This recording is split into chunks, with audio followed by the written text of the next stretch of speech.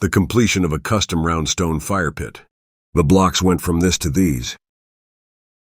The previous video covered how to calculate the angles, sizes, and cuts for these top stones. I'll show you how I made a template to trace the 35 top stone pieces, cut them, installed them, and finished the fire pit. I drew the exact shape and size of the top stones on a piece of 1/4-inch plywood and cut it out with a utility knife. And it's a great way to make them equal. Make sure the front of the template is flush with the front of the stone before tracing it. Transfer the marks down the sides with a square. Flip the block over and line up the template once more, then trace it again. I chose to cut the stones with a grinder and diamond blade to have more control of the cuts, since there aren't any flat surfaces on the blocks.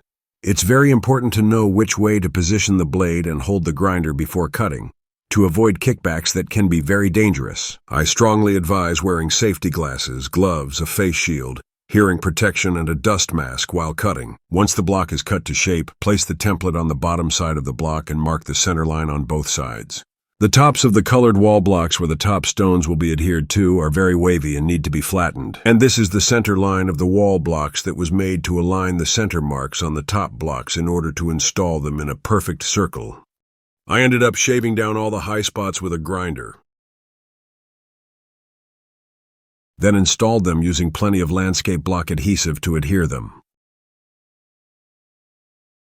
The inside of the wall was painted with black high heat-resistant paint made for barbecues and fireplaces to give it a more uniform look. 2 inches of general-purpose sand was added to the bottom of the pit to help with water drainage.